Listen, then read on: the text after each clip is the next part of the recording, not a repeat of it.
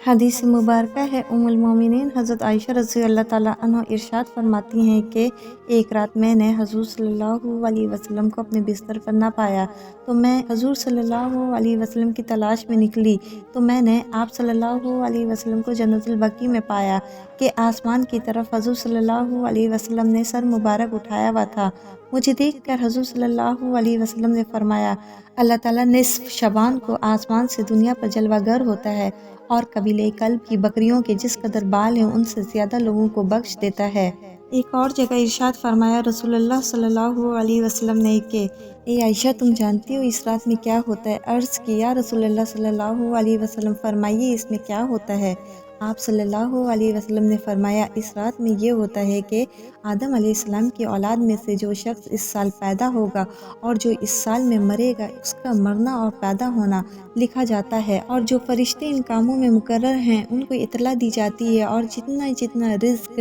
مخلوق کو اس برس میں ملے گا سب لکھا جاتا ہے۔ اور اس 15ویں رات میں اللہ تعالیٰ سورج ڈوبتے ہی اس دنیا پر آسمان سے تشریف لاتے ہیں اور ارشاد فرماتے ہیں کہ کوئی نیک بندہ ایسا ہے جو ہم سے بخشش مانگے تو ہم اسے بخش دیں، کوئی رزق مانگے ہم اس کو رزق دیں، کوئی مصیبت کا مارا دعا کرے تو اس کی مصیبت دور کریں۔ اسی طرح صبح ہونے تک ارشاد فرماتے ہیں بس بندوں کو چاہیے کہ اس رات خوب عبادت کریں اور اپنے گناہوں کی معافی مانگیں اور 15ویں رات کو روزہ رکھیں، اور اللہ تعالیٰ اس رات میں اپنی مہربانی سے بے شمار بندوں کو بخشتا ہے، مگر کافر، مشرک، کینہ رکھنے والے کو اور قاتل کو نہیں بخشتا۔